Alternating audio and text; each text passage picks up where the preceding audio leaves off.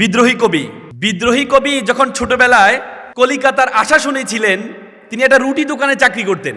তার মাকে দেখার জন্য একদিনে ছুটি নিয়ে গিয়েছিলেন, 3 দিন ছিলেন। মা অসুস্থ ছিলেন, এই জন্য 3 দিন ছিলেন।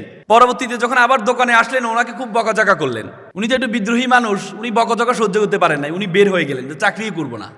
পরে গিয়ে আপনাদের ত্রিশাল অঞ্চলের একজন দারোগা ছিলেন রফিজ উদ্দিন, উনি কলকাতায় জব করতেন। ওনার ঘরের বারান্দায় শুয়েছিলেন রাতে। পরে উনি উঠার পর দেখে তাকে জিজ্ঞেস করলেন, বললো যে আমার এই সমস্যা। উনি চিন্তা করলেন ওনার মা থাকে ত্রিশালে, মাকে দেখভাল করার জন্য একটা ছেলে লাগবে। পরে নিয়ে আসলেন, দুঃখু মিয়াকে নিয়ে আসলেন এখানে, নিয়ে এসে মার কাছে রাখলেন। মা দেখলেন এই কাজের দিকে তার মনোযোগ নয়, তার শুধু বই পড়ার দিকে মনোযোগ। তো মা ছেলেকে বলল, এ ছেলে তো কাজের চেয়ে বইয়ের দিকে যোগ, তুমি তাকে একটা স্কুলে ভর্তি করাও। পরে এখানে আপনাদের ত্রিশালে একটা স্কুলে ভর্তি করানো হয়। ভর্তি করানোর পরে ক্লাস 8-এ যখন উনি পড়েন, তখন ফার্সি ভাষায় একটা সাবজেক্ট ছিল। বাঙালি যারা, তারা এটা পারতেন না, খুব বেশি ভালো পারতেন না। সবাই ফেল করলেন, একমাত্র স্টুডেন্ট যিনি 96 পেয়েছেন না। এখন সবাই ফেল করছেন, যিনি টিচার তারও তো একটা আত্মসম্মানের বিষয়, সবাই ফেল করলো। তো পরে 5 মার্কস বাড়িয়ে দিয়ে সবাইকে পাশ করানো হলো। কবি নজরুল গিয়ে বললো, আমাকেও 5 মার্কস বাড়া দিতে হবে। শিক্ষকরা তো বিপদে পড়লেন, পাইছে 96, 5 যদি বাড়াই তাহলে তো 100-র উপরে চলে যায়। না, বলছে না, তোমাকে বাড়াই দেওয়া হবে না। তো সে বললো, যেখানে বৈষম্য আছে আমি সেখানে পড়বো না, কোনো বৈষম্য সমাজে আমি পড়বো না। আজকে সেই নজরুল আজকে আমাদের জাতীয় কবি হয়েছে। ব্রিটিশদের বিরুদ্ধে উনি বিদ্রোহী কবিতা দিয়েছেন। আমি চির দুর্বার দুর্বিনীত, আমি নৃশংস, আমি সাইক্লোন, আমি ধ্বংস। সেই নজরুল বিশ্ববিদ্যালয় আপনারা পড়েন। নজরুল আমাদেরকে বুঝিয়ে দিয়েছেন, আমরা বাঙালি জাতি হিসাবে সবসময় মনে করি সুযোগ সুবিধা মামা লাগবে বড় হওয়ার জন্য, চাকরির জন্য মামা লাগবে, ব্যবসার জন্য টাকা লাগবে। নজরুল শিখিয়ে দিয়েছেন পরিবার কেন্দ্রিক যে চিন্তা, তোমার মামা আছে কি না এটা ইম্পর্টেন্ট না, ইম্পর্টেন্ট হচ্ছে তোমার ইচ্ছা শক্তি থাকলে তাহলে তুমি বিশ্ব নন্দিত হওয়া সম্ভব। পিলখানার যে তদন্ত রিপোর্ট আসছে, 50 জন চৌকস যারা মেধাবী দেশপ্রেমিক, যারা বাংলা বাইকে গ্রেপ্তার করেছিল কর্নেল গুলজার, সেই 50 জন দেশপ্রেমিক সবাইকে পিলখানাতে নিয়ে পার্শ্ববর্তী রাষ্ট্রের ষড়যন্ত্রে আমাদের নিজস্ব রাজনীতিবিদদের, তারা শুধু ক্ষমতায় থাকতে হবে এই জন্য আমাদের চৌকস সেনাবাহিনীকে হত্যা করেছে। কিসের জন্য? শুধু ক্ষমতা থাকতে হবে, শুধু ক্ষমতায় থাকতে হবে। কিছুদিন আগে একটা তদন্ত প্রতিবেদন আমি দেখলাম। তদন্ত প্রতিবেদন বলা হচ্ছিল, সে তদন্ত প্রতিবেদনে বলা হচ্ছিল আশুলিয়ায়, তোমাদের পাশে আশুলিয়ায় যেই ব্যান গাড়ির উপর লাশকে জ্বালিয়ে দেওয়া হয়েছে, সেখানে 6টা মরা দেহর সাথে একটা জীবিত ব্যক্তি ছিল, গুলি খেয়েছে কিন্তু শুয়ে পড়ে আছে। সে যখন আগুন দেখে চলে যাচ্ছিল তখন তাকে ধরে এনে আবার আগুনে নিক্ষেপ করা হয়েছে। কি দেশ, কি দেশ, কি আমাদের দেশের পুলিশ, কি আমাদের দেশের রাজনীতিবিদ, শুধুমাত্র ক্ষমতার জন্য, শুধুমাত্র ক্ষমতার জন্য। একটা রিক্সা চালক ওদিন বলছিলেন, কান্না কারো করে বলছিলেন, আমি যখন শাহবাগ দিয়ে যাচ্ছিলাম একটা লাশ পড়ে আছে, লোকজন আমাকে বলল লাশটা মোড়ানো ছিল, বলল যে লাশটা একটু ঢাকা মেডিকেলে নিয়ে যান, এখনো মারা যায়নি মনে হয়। আমি নিয়ে যাচ্ছিলাম, আমি শুধু নিচ থেকে আওয়াজ শুনছিলাম, তার গলার আওয়াজ শুনছিলাম একটু একটু করে, সে কান্না করছে, চিৎকার দিচ্ছে, একটু একটু করে শুনছিলাম। আমি ঢাকা মেডিকেল যখন ইমার্জেন্সিতে নিয়ে গেলাম, তাকে কোলে করে যখন নিয়ে গেলাম, যখন ইমার্জেন্সিতে শোয়ালাম, মুখটা খুলে দেখি এই ছেলেটা আর কেউ নয়, এই ছেলেটা আমারই ছেলে, এই ছেলেটা আমারই ছেলে। পৃথিবীতে সবচেয়ে কঠিন কাজ বাবার কাঁধে সন্তানের লাশ নেওয়া। সেই সুন্দর বাংলাদেশ তৈরি করার জন্য রিক্সা চালকের ছেলেও জীবন দিয়েছে, সেই সুন্দর বাংলাদেশ করার জন্য তরুণ প্রজন্ম জীবন দিয়েছে। এই তরুণ প্রজন্ম আমাদের জন্য সুন্দর বাংলাদেশ রেখে যাওয়ার জন্য চেষ্টা করেছে, 2000 জীবন দিয়েছে। এবার যদি আমরা দেশকে সুন্দর না করতে পারি তাহলে আর জীবনে বাংলাদেশকে পরিবর্তন করা সম্ভব হবে না। ঠিক 2010 সালে আপনাদের মতো নবীন ছিলাম আমি, খুব স্বপ্ন, গ্রাম থেকে আসছি, খুব স্বপ্ন নিয়ে ঢাকা বিশ্ববিদ্যালয়ে হলে উঠবো, খুব স্বপ্ন। সেদিন ছিল মেবি 10 জানুয়ারি 2010 সাল। হলে উঠবো, সূর্য সেন হল অ্যাটেস্ট, হলে উঠবো। তখন ছাত্রলীগ ক্ষমতায়।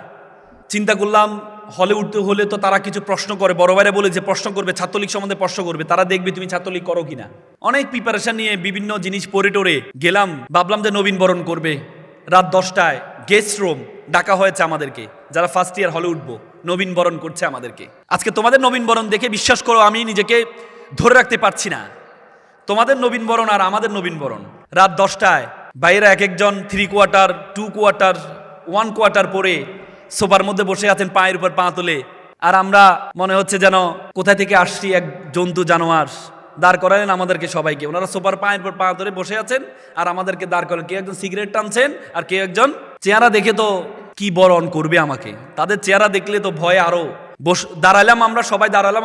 আমাদেরকে প্রশ্ন করছে, 10টা প্রশ্ন করছে আমাকে। ছাত্রলীগ প্রতিষ্ঠা হয়েছে কখন, ছাত্রলীগের প্রথম সভাপতি কে, বর্তমান সভাপতি, সব তো মুখস্থ করছি। এমসিকিউতে কিছুদিন আগে পড়ে আসছি পরীক্ষা দিয়ে, ভর্তি পরীক্ষায় বিভিন্ন প্রশ্ন। একবার যা বলে আজকে কি দিবস, এটাও তো মুখস্থ করে আসছি। শেখ মুজিবুর রহমান প্রত্যাবর্তন দিবস। শেখ মুজিবুর রহমান প্রত্যাবর্তন দিবস বলার পরে আমার দিকে এভাবে তাকালেন। আমি বললাম কি রে ভাই, ভুল তো বলি নাই, প্রশ্ন তো যেভাবে প্রশ্ন পাইছি উত্তর তো সেভাবে দিয়েছি। সবাই দেখি মানে আমার দিকে এমনভাবে তাকাচ্ছেন, বলে এই ছুরি নিয়ে এর হাত কাটবো, পা কাটবো। আমি কি রে ভাই, কি ভুল করলাম? জিয়াউর রহমান তো বলি না, শেখ মুজিবুতে বললাম। বললো যে তোর এত বড় সাহস, তুই জাতির জনক বঙ্গবন্ধু বলিস নাই? আরে বাবারে, বইতে তো আর এত বড় লেখা নাই। এমসিকিউ পড়ছি, ওখানে তো লেখা আছে শেখ মুজিবুর রহমান প্রত্যাবর্তন দিবস, জাতির জনক বঙ্গবন্ধু শেখ। আমরা অনেক বলেন জাতির জনক বঙ্গবন্ধু শেখ মুজিবুর রহমান, মানে আমরা তো লকব বলি না, সারা গায়ে চুলকানি, গায়ে গায়ে খড়খড়ানি, কত কিছু বলি না আমরা ঘোষণা দেওয়ার আগে। হ্যাঁ, তো ভাবলাম এবার তো তারা প্রত্যেকে মানে আমার হাত পা কেটে ফেলবে। আমি তো নতুন নবীন গ্রাম থেকে আসছি, কি বলবো, দাঁড়ায় আছি। তাদের অ্যাপ্রোচ দেখে আমি বেহুশ হয়ে পড়ে গেছিলাম সেদিন। পরবর্তীতে আমাকে দ্রুত নেওয়া হয়। আবার প্রত্যেকটা হলে তাদের আবার 2টা গ্রুপ থাকে, একটা হচ্ছে সভাপতি গ্রুপ, একটা সেক্রেটারি গ্রুপ। তো সভাপতি গ্রুপের বাড়ি ছিল কুমিল্লা, নাম ছিল সাইদ মজুমদার। আমি চিন্তা করি আমার বাড়ি কুমিল্লা, তার গ্রুপে উঠলে মনে হয় আমি একটু সেফ থাকতে পারবো। আমার দেখি যে কি নির্যাতনটা করলো আমাকে। পরে সেক্রেটারি গ্রুপ পরের দিন পত্রিকা দিয়ে দেয় যে নবীনকে নির্যাতন করে সভাপতি সাইদ মজুমদার নির্যাতন করেছে, মানে তারাই। তো পরে সভাপতি আমাকে ডাকছে, কই বেটা তুই এমন করলি কেন? বলছি ভাই আপনি আমার এলাকার মানুষ, সবাই বলছে আপনি ভালো মানুষ, আপনি আমার এলাকার মানুষ, এই জন্য আপনার গ্রুপে উঠলাম, আপনি আমাকে কি করলেন? কই যা বেটা, তুই এমন করলি, তুই তো আমার রাজনীতি শেষ করে দিলি। আমি ভাবছি তোরা আমি নেতা বানাবো, তুই আমার এলাকা, তুই অস্ত্র টস্ত্র ধরতে পারিস কিনা, তোর সাহসটাও আছে কিনা, এগুলো দেখার জন্য তোরা একটু পরীক্ষা করলাম। তাই বললাম তো আগে বলে দিবেন না যে তোরে পরীক্ষা করবো, তাহলে প্রশ্নটা ফাঁস হয়ে গেলে তো আমি নিজেকে একটু সেফ রাখতে পারতাম। আপনি যেভাবে ওপেনলি আমাকে বললেন হাত কাট পা কাট, আমি তো নিজেকে আর ধরে রাখতে পারি না যে হাত পা, আর আপনাদের চেহারা দেখলে তো চেহারাই। তার মানে তখন নবীনদেরকে শিখানো হতো যে তুমি কিভাবে নেতা হইবা, অস্ত্র ধরতে পারো কিনা, তোমার সাহস কতটুকু, কলিজা কতটুকু, সেটা দেখা হতো। আজকে তোমরা অনেক সৌভাগ্যবান, ইউ আর ভেরি লাকি, যে তোমাদের কাজকে বরণ করে নিচ্ছে সুন্দর করে। আজকে শিক্ষার্থীদের মধ্যে আমাদের মধ্যে এক ধরনের চিন্তা, আমরা সবসময় মনে করি যে আমার মামা লাগবে। আমাদের মধ্যে একটা পিছু টান আছে। তোমরা আমাকে বলো তো, বাংলাদেশের একজন প্রখ্যাত লেখক হুমায়ুন আহমেদ, তার ছেলে হুমায়ুন আহমেদের যোগ্যতার কত পার্সেন্ট পেয়েছে? কত পার্সেন্ট? 5% পেয়েছে, 1%ও পায়নি। মুকেশ আম্বানি ভারতের সবচেয়ে বড় ধনী ব্যক্তি, আনাত আম্বানি, তার যোগ্যতার, তার ছেলে তার যোগ্যতার কত পার্সেন্ট পেয়েছে? তার কি টাকা ছিল না? মামা ছিল না? সুযোগ সুবিধা ছিল না? তারপরে পায়নি কেন? তার মানে বড় হওয়ার জন্য মামা টাকা বড় ইম্পর্টেন্ট না, ইম্পর্টেন্ট হচ্ছে ইচ্ছা শক্তি, তোমার চিন্তাধারা, তুমি নিজেকে কতটুকু বড় মনে করো। হার্ভার্ড ইউনিভার্সিটির শিক্ষক ছিলেন স্যান্ডার্স, তিনি বলেছেন ইউ বিকাম ইউর কনভারসেশন। তুমি যেটি তুমি তোমাকে বলো। বলা হয় থাকে আমাদের ব্রেন হচ্ছে আমাদের সবচেয়ে বাধ্যগত সার্ভেন্ট। তুমি যদি ব্রেনকে বলো আমি একা, তোমার ব্রেন বলবে ইয়েস স্যার আপনি একা। তুমি যদি ব্রেনকে বলো আমি যেহেতু একা, জীবন রেখে লাভ নাই, তোমার ব্রেন বলবে ইয়েস স্যার আপনি একা, জীবন রেখে লাভ নাই, keep it up, keep going on. তুমি যদি ব্রেনকে বলো আমি সেরা, তোমার ব্রেন বলবে ইয়েস স্যার তুমি সেরা। তুমি যদি তোমার ব্রেনকে বলো আমার দ্বারা সবকিছু সম্ভব, তোমার ব্রেন বলবে ইয়েস স্যার তোমার দ্বারা সবকিছু সম্ভব। আর তুমি যদি তোমার ব্রেনকে বলো তুমি তো পড়ো ময়মনসিংহের একটা বিশ্ববিদ্যালয়, তোমার দ্বারা কিছুই হবে না, তোমার দরকার ছিল ঢাকা বিশ্ববিদ্যালয়ে ভর্তি হওয়া, তোমার দরকার ছিল ঢাকার একটা বড় বিশ্ববিদ্যালয়ে ভর্তি হওয়া, তুমি যদি পারো নাই তোমার দ্বারা কিছু হবে না। সে ব্রেনকে পরিবর্তন করতে হবে। চিন্তার প্রসারতা পরিবর্তন করতে হবে। যদি চিন্তার প্রসারতা আপনি পরিবর্তন না করেন, তাহলে মনে করবেন আপনি অথর্ব, আপনার দ্বারা কিছুই হবে না। পৃথিবীর সবচেয়ে বড় রাইডার কোম্পানি উবার, তাদের নিজস্ব কোনো গাড়ি নেই। গাড়ি আছে? আছে। পাঠাও, তাদের নিজস্ব কোনো গাড়ি আছে? আছে? নেই। কিন্তু তারপরেও সারা বিশ্বের 30% গাড়ি তারা কন্ট্রোল করে। কিসের জন্য জানো? কিসের জন্য জানো? শুধু চিন্তার কারণে, শুধু চিন্তার ভিন্নতার কারণে। সিঙ্গাপুর মালয়েশিয়ার অংশ ছিল। একসময় সিঙ্গাপুরকে মালয়েশিয়া থেকে ফিশিং ভিলেজ বলেছে তারা, ফিশিং ভিলেজ। সিঙ্গাপুরকে মালয়েশিয়া থেকে তারা বের করে দিয়েছে। সেই সিঙ্গাপুর নিজস্ব পানি পর্যন্ত তারা কিনে খায়, পানি পর্যন্ত। সেই সিঙ্গাপুর তারা বিজনেস হাবে পরিণত হয়েছে। তাদের বিমান, তাদের যেই বিমানবন্দর বিশ্বের সবচেয়ে উন্নত বিমানবন্দর তারা তৈরি করেছে। পৃথিবীর যত জাহাজ আছে সব জাহাজ তাদের সিঙ্গাপুরে নোঙর ফেলতে হয় পানি কেনার জন্য, ক্রু চেঞ্জ করার জন্য, নাবিক চেঞ্জ করার জন্য, খাবার গ্রহণ করার জন্য। কিন্তু সিঙ্গাপুরে নিজস্ব কোনো পানি খাবার কিচ্ছু নেই। সিঙ্গাপুরে এমন একটা দেশ যে দেশের বিমান উঠতে উঠতে তাদের সীমানা শেষ হয়ে যায়। আজকে সিঙ্গাপুরের পাসপোর্ট পৃথিবীর 1 নম্বর পাসপোর্ট। কেন হয়েছে? লি কুয়ান ইউ তাদের জাতির জনক ছিলেন। তিনি পলিসি গ্রহণ করেছেন জিরো কারাপশন, জিরো কোটা। সিঙ্গাপুরে মালয়েশিয়ার লোকজন বসবাস করে, চাইনিজ লোকজন বসবাস করে, কিন্তু সিঙ্গাপুরে কোনো বৈষম্য নেই, কোনো দুর্নীতি নেই। আজকে আমরা এত সম্পদ, ব্রিটিশরা আমাদের এই উপমহাদেশে কেন আসছিলেন? আমরা ঢাকা শহরে কেন যাই? সেখানে টাকা বলে ঢাকা শহরে টাকা উড়ে।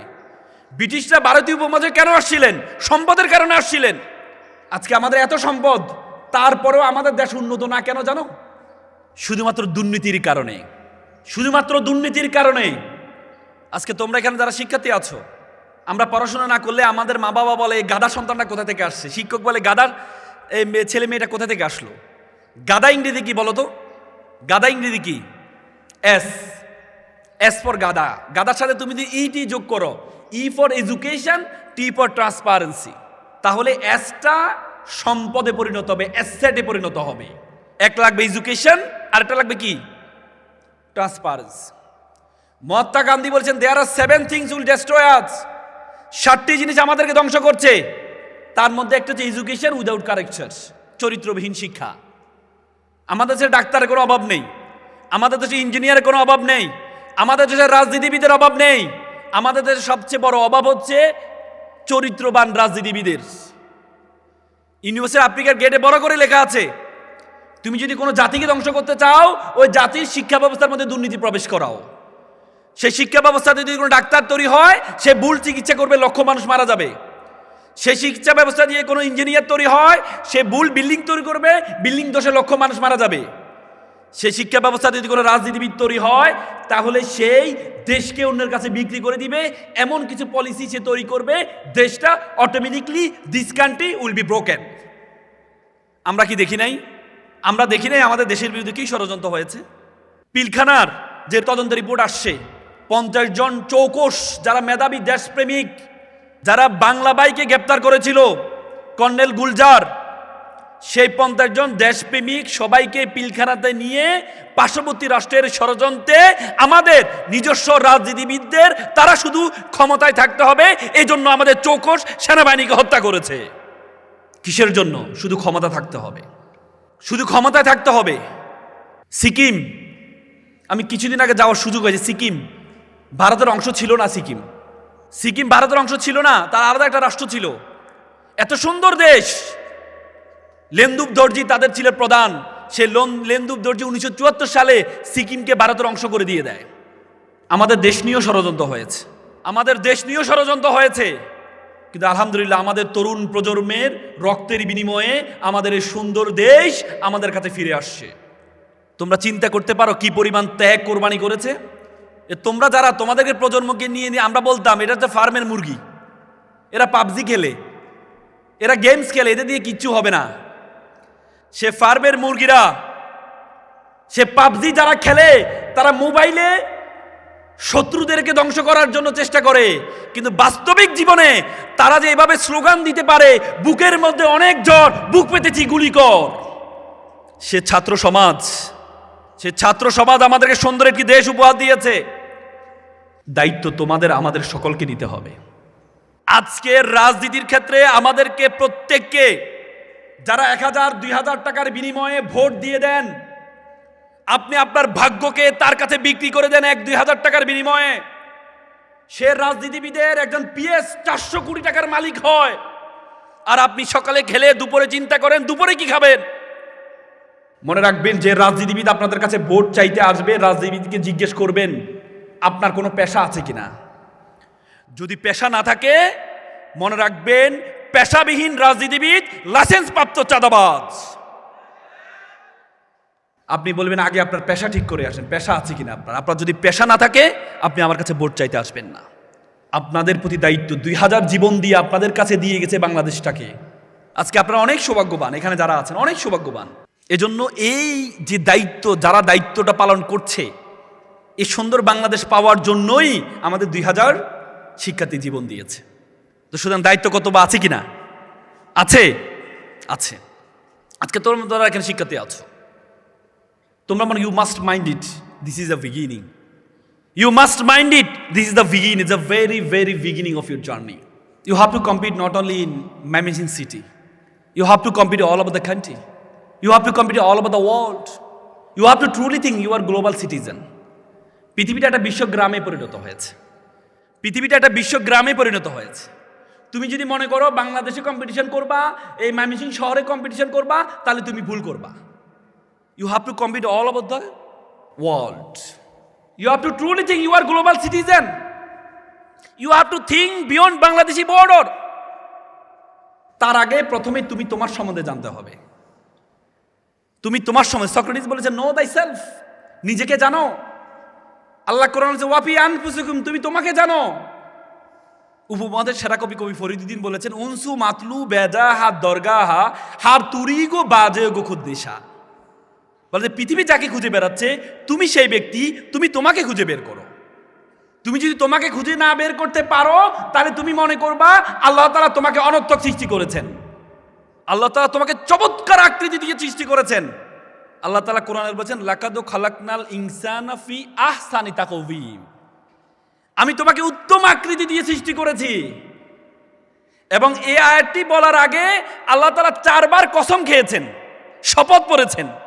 আল্লাহ বলছে ওয়াতিন, তিনের কসম, ওয়াজ জাইতুন, জাইতুনের কসম, ওয়া তুরি সিনিন, তুর পাহাড়ের কসম, ওয়া হাযাল বালাদিল আমিন, শহরের কসম, লাকাদ খালাকনাল ফি আহসানি তাকওয়িম, তোমাকে আমি উত্তম আকৃতিতে সৃষ্টি করেছি। 4 বার কসম খেয়ে বলেছেন আল্লাহ। আপনাদের কাছে কি মনে হয় আল্লাহ আপনাকে উত্তম আকৃতি দেয় নাই? উত্তম আকৃতি দেয় নাই। আল্লাহ তাআলা যে অঙ্গটা আপনাকে দিয়েছেন, আপনি একটু কালো হলে মন খারাপ, আল্লাহ আমাকে কালো বানাইছে, একটু খাটো বানাইছে। আমরা সবসময় এই চিন্তাগুলো করি, কিন্তু আল্লাহ তাআলা যে আপনাকে উত্তম, এত সুন্দর আকৃতি। আমি কয়েকদিন আগে আফ্রিকা গিয়েছিলাম। আফ্রিকা পৃথিবীর লার্জেস্ট সাফারি, মাসাই মারা সাফারিতে গিয়েছি। বন্য প্রাণী দেখে প্রায় 500 কিলোমিটার দূরে সাফারিটা। সেখানে এক একটা প্রাণী দেখেছি, তাদের চেহারার দিকে তাকালে ভয় চলে আসে, চেহারার দিকে তাকালে ভয় চলে আসে। এত সুন্দর আকৃতি আল্লাহ তাআলা আপনাকে দিয়েছেন। তোমরা জানো বাংলাদেশের 2006 সালে একটা অপটিক্যাল ফাইবার স্টেশন করা হয়েছে, সেটি হচ্ছে আমাদের কক্সবাজারে হয়েছে। সে অপটিক্যাল ফাইবার স্টেশনের সেটি সেই স্পেন, পর্তুগাল হয়ে, সিঙ্গাপুর, মালয়েশিয়া হয়ে, ফিলিপাইন হয়ে আমাদের কক্সবাজারের সাথে যুক্ত হয়েছে, পরবর্তী গাজীপুরের হাইটেক পার্কের সাথে যুক্ত হয়েছে। সে অপটিক্যাল ফাইবারের দূরত্ব ছিল 17,500 kilometre. 17,500 kilometre optical fibre cable দিয়ে পুরো পৃথিবীটা আমাদের হাতের মুঠে চলে আসছে। আজকে আমেরিকা কি করছে আমরা এখান থেকে দেখতে পাচ্ছি। আজকে আমরা এখানে কি করছি, আমেরিকার মানুষ ফেসবুকে লাইভের মাধ্যমে দেখতে পাচ্ছে, একটি মাত্র অপটিক্যাল ফাইবারের কারণে। বিজ্ঞান বলে আমাদের মাথায় 2 কোটি নার্ভ আছে, বল যে একটা নার্ভের সাথে আরেকটা নার্ভকে যদি যুক্ত করা হয়, তাহলে এটা দূরত্ব হবে 2 লক্ষ মাইল। তার মানে মাত্র 17,000 কিলোমিটার দিয়ে পুরো পৃথিবীটা আমাদের হাতের মুঠে চলে আসছে।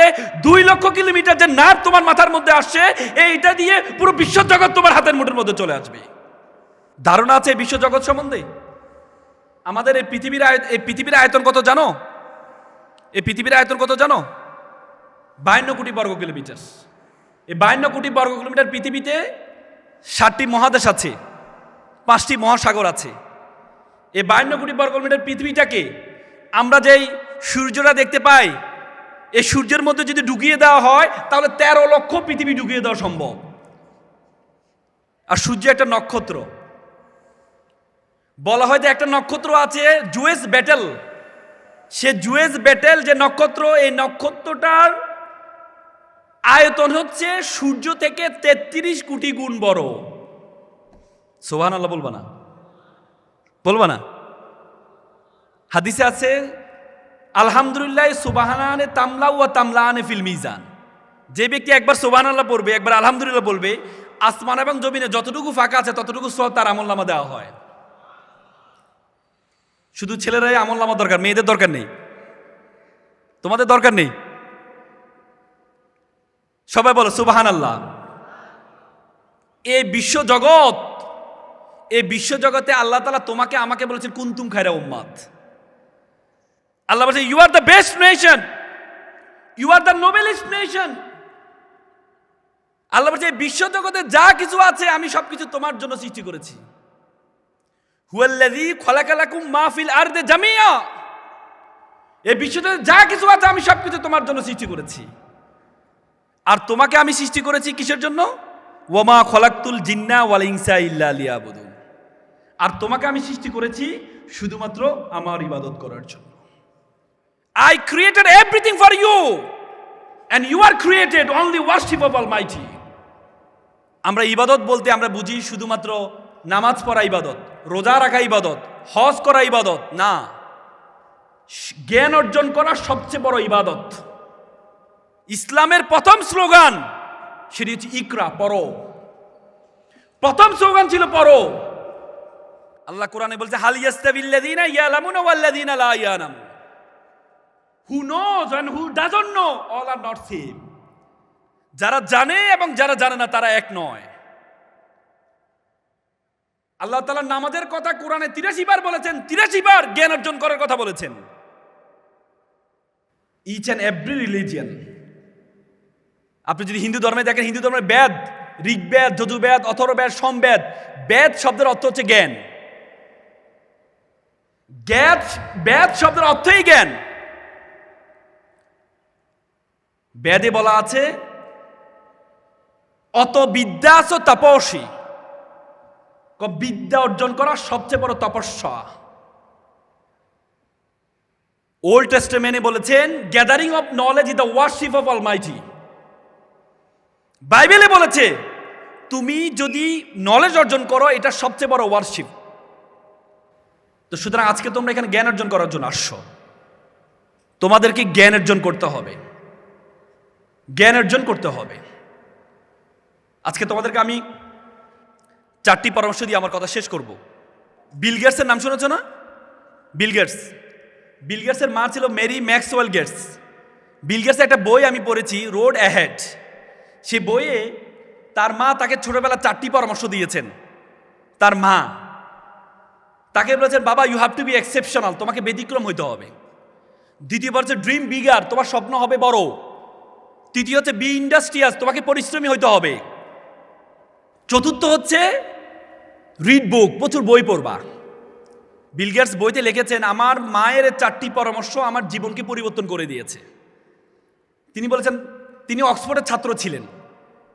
তিনি যখন অক্সফোর্ডে ফার্স্ট ইয়ারে পড়েন উনি দেখলেন বড় বড় কম্পিউটার ব্যবহার করার জন্য ওনাকে দিয়েছে। উনি বলেছেন যে আমি এই কম্পিউটার বাসায় ব্যবহার করব না, আমি অফিসে ব্যবহার করব, আমি এমন একটা কম্পিউটার আবিষ্কার করবো যেটা ঘরে বসে ব্যবহার করা যাবে। পরবর্তীতে সে অক্সফোর্ড পড়াশোনা ছেড়ে দিয়ে বাসায় বসে 5 বছরের মাথায় মিনি কম্পিউটার আবিষ্কার করেন। পরবর্তী তার বন্ধুরা পড়াশোনা শেষ করে তার মাইক্রোসফটে গিয়ে জব করেছেন। বি এক্সেপশনাল, তোমাকে ব্যতিক্রম হইতে হবে। আগে বলে তো নলেজ ইজ পাওয়ার, এখন বলে knowledge is powerless without skill. দক্ষতাবিহীন নলেজের কোনো ভ্যালু নেই। দক্ষতাবিহীন নলেজের কোনো ভ্যালু নেই। তোমাকে এমন একটা গুণ অর্জন করতে হবে যে গুণটা 10 জন থেকে তোমাকে পার্থক্য করবে। আগে বলো তো it's time for GK, general knowledge, আর এখন বলো it's not time for GK, it's time for SK, special knowledge. তোমাকে স্পেশাল নলেজ গ্যাদারিং করতে হবে। যারা সব জানে তাদের দুনিয়াতে খাওয়া নেই, যারা একটা জিনিস ভালো করে জানে তাদের দুনিয়া খাওয়া বেশি। তোমরা দেখো যারা প্রাইমারি স্কুলের শিক্ষক তারা সব সাবজেক্ট পড়ায়, তারা বেতন পায় 20,000 টাকা। আর কলেজে শিক্ষক পড়ায় 2-3 ঘন্টা একটা সাবজেক্টে পড়ায়, তাদের বেতন 50,000-60,000 টাকা। তার মানে একটা জিনিসকে ভালোভাবে জানতে হবে। যারা সব জানো তাদের খাওয়া হবে না, একটা জিনিসকে ভালোভাবে জানতে হবে। দক্ষতা কোনো বিকল্প নেই। তোমরা যে দক্ষতা অর্জন করবা সে দক্ষতার জন্য আশেপাশে যত যোগ্যতাগুলো আছে এই যোগ্যতাগুলো তোমরা অর্জন করে নিবা। পারবা তো ইনশাল্লাহ? আমি আর কথা বাড়াবো না, আমি শুধু 4টা জিনিসকে সংক্ষেপে একটু বলেছি। ড্রিম বিগার, স্বপ্ন হবে বড়। এখানে তোমরা যারা আছো এখন থেকে ফার্স্ট ইয়ার থেকে তোমরা স্বপ্ন নেওয়া দেখা শুরু করো। কি হতে চাও? কি হতে চাও? তুমি যে বিসিএস ক্যাডার হতে চাও, এখন থেকে একজন বিসিএস ক্যাডার বড় ভাই তোমাদের বিশ্ববিদ্যালয় অথবা যে কোনো বিশ্ববিদ্যালয় একজন বড় ভাইকে বের করো, বের কর তাকে মেন্টর বানাও, ফেসবুকে তাকে নক দাও। বোনরা তোমাদের একজন বোনকে নক দাও। এখন খুব সহজ মানুষকে সম্পর্ক তৈরি করা। মেসেজ দিবা, রিপ্লাই দিবে না, একবার দিবা, 2বার দিবা, 10 বার দিবা, রিপ্লাই দিবে না, কিন্তু তারপরও মেসেজ দিয়ে যাও, দেখবা এক সময় সে তোমার রিপ্লাই দিবে, তুমি তার থেকে বিভিন্ন পরামর্শ নাও। তো সুতরাং তোমরা স্বপ্নটা একটু বড় দেখো। আমি আর কথা বাড়াবো না, আমি একটা গল্প বলে কথা শেষ করব। বি ইন্ডাস্ট্রিয়াস, তোমাদেরকে পরিশ্রম করতে হবে। আমি একটা গল্প বলে শেষ করব। একবার একটা অঞ্চলে তারা একটা মন্দির বানাবে। তো তারা মন্দির বানাবে, মন্দিরের জন্য কি লাগে? মূর্তি লাগবে। তো তারা শুনছে পাহাড়ে একটা মূর্তি, কালো পাথর, সুন্দর পাথর আছে। তারা পাথরের কাছে গেল, যাই বলে যে পাথর সাহেব আপনাকে একটু লাগবে। বলে যে আমাকে লাগবে, কি করবা? বলে যে আপনাকে নিয়ে আমরা একটু কাটবো, ঘষবো, মাজবো, এরপর মূর্তি বানাবো, এরপর মন্দিরে রাখবো, সবাই এসে আপনাকে সেলুট করবে। সে বলছে পরের অংশটা ঠিক আছে, সেলুট করবে, কিন্তু আগের অংশটা এই কাটবা, ঘষবা, মাজবা, এটা না করা যায় না? বলছে না, এটা না করলে তো আপনাকে কেউ সম্মান করবে না। বলছে না, এ কষ্ট করতে পারবো না। তোমরা তখন পাশে একটা কালো পাথর ছিল, অবহেলিত পাথর। বলছে স্যার আমাকে নিয়ে যান। বল তোমাকে নিয়ে যাবো? বলছে স্যার আমাকে নিয়ে যান। তোমাকে কাটবো স্যার, আমাকে কাটেন, ঘষেন, মাজেন, কোনো সমস্যা নেই। পরে তাকে নিয়ে কেটে ঘষে মেজে তাকে একটা অবয়ব দেয়, সুন্দর একটা অবয়ব দেয়। মূর্তি বানায় মন্দিরে রাখে। দেখে যে সবাই এসে তাকে সেলুট করে, সালাম করে, নারিকেলে পানি ঢালে। তো তখন তারা দেখলো নারিকেল নিয়ে যে পরিমাণ লাইন দাঁড়িয়ে আছে, সবাই যে নারিকেল ভাঙে তাহলে কি তাদের দেয়ালটা ভেঙে যাবে। তো তারা চিন্তা করলো একটা পাথর, সাদা পাথরটাকে একটু অফার দিই। গেল সাদা পাথর সাহেব আপনার একটা কাজ পেয়েছি। কি কাজ? কোনো কাটাকাটি ঘষাঘষি নাই, কি করবা? বলছে আপনার শুধু নারিকেল ভাঙবো। চমৎকার। পরে নিয়ে মন্দিরের মুখে তাকে রাখে, সবাই এসে নারিকেল ভাঙে আর পানিটা নিয়ে কালো মূর্তির উপর ঢালে। সে বলছে কিরে বেটা, এই কালো মূর্তি তারা কেউ সম্মান করতো না, আজকে সবাই তাকে নারিকেল পানি ঢালছে, তাকে সবাই সম্মান করছে, আর আমাকে আসতে যাতে সবাই লাথি মারছে। তখন কালো মূর্তি বলে স্যার আজকে তো আপনি দেখতে পাচ্ছেন আমাকে মানুষ সম্মান করছে, কিন্তু আমাকে যখন কাটা হয়েছে, আমাকে যখন ঘষা হয়েছে, আমাকে যখন মাজা হয়েছে, আমি সহ্য করেছি বলেই আজকে মানুষ আমাকে সেলুট করছে, সম্মান করছে। তুমি যদি মনে করো তোমাকে কাটবা না, তোমাকে ঘষবা না, তোমাকে মাজবা না, তুমি এমনি বড় হয়ে যাবা। আমরা সবসময় একটা কথা বলি, আর তাকদিরুল আইয়ারুদু, তকদির কখনো পরিবর্তন হয় না। কিন্তু হাদিসের ইল্লা বিদ-দুআ, হাদিসের আরেকটি অংশ আছে, আরবিতে বলে মান জাদ্দা ওয়াজাদা, মানুষ যা চায় তাই পায়। আল্লাহ তাআলা কোরআনে বলছে ওয়াল্লাইসা লিল ইনসানু ইল্লা মা সা, মানুষ যা চাইবে তাই পাইবে। তো সুতরাং তোমরা সে চাওয়ার চেষ্টা করতে হবে। একবার একটা ছেলে প্লে বয়, সবসময় সুন্দরী মেয়েরা তার পিছনে ঘুরে, যেহেতু সুন্দরী মেয়েরা তার পিছনে ঘুরে পড়াশোনা আর করে নাই, সবসময় সুন্দরী মেয়েদের পিছনে ঘুরছে, বয়স পার হয়ে যাচ্ছে, বিয়ে শাদী করবে। তো এখন বিয়ে শাদী করবে, এখন বন্ধু বিয়ে শাদী করতে হবে, টাকা পয়সা তো নাই। তো টাকা পয়সা না থাকলে বিয়ে শাদী কীভাবে করবে? তো এক বন্ধু একটু চালাক ছিল, বন্ধু এক কাজ করে, একটা চাকরিজীবী মেয়ে বিয়ে কর। চাকরিজীবী মেয়ে বিয়ে করবো, তার বেতন দিয়ে তুই কোনো মধ্যে চলতে পারবি। সুন্দর পরামর্শ দিছো। পরবর্তীতে গিয়ে একটা মেয়ে দেখতে যাবে, বন্ধুদেরও ভাবছে সবসময় সুন্দরী মেয়েরা তার পিছনে ঘুরে, কোন সুন্দরী এক বিশ্ব সুন্দরীকে সে যাচ্ছে বিয়ে করার জন্য। পরে গিয়ে দেখেছে মেয়েটা কালো। বন্ধু মেয়ে তো কালো।